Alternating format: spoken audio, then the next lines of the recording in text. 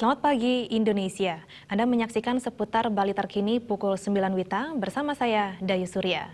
Persiapan terus dilakukan mendekati hari pencoblosan. KPU Kabupaten Badung melakukan proses pengepakan logistik yang berlangsung sejak 3 hingga 5 Desember. Pada 7 Desember nanti, logistik yang telah dimasukkan ke dalam kotak suara didistribusikan ke tiap-tiap desa, kelurahan atau PPS.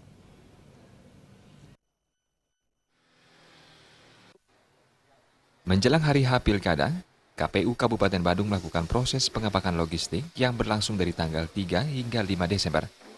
Dalam proses pengepakan logistik, KPU dibantu PPS masing-masing desa kelurahan. Kepala Divisi Logistik Nilunesia Patmagandi mengatakan, setelah pengepakan akan dilakukan pendistribusian pada 7 Desember ke tiap desa kelurahan atau PPS. Logistik yang didistribusikan diantaranya kotak suara, formulir untuk proses pemungutan dan penghitungan suara, salinan daftar pemilih tetap serta tanda pengenal petugas.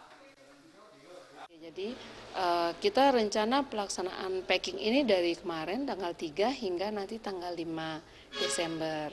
Dan kita akan melaksanakan proses pendistribusian langsung dari gudang KPU Kabupaten Badung ke tiap desa atau kelurahan sebadung pada tanggal 7 Desember nanti. Ya.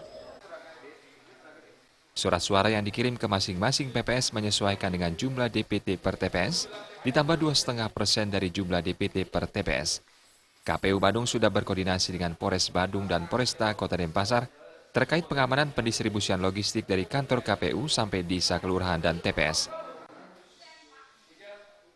Agung Ria dan Winata, Bali TV. Pemirsa, demikian seputar Bali terkini kali ini. Nantikan informasi menarik kami dalam seputar Bali terkini 1 jam mendatang.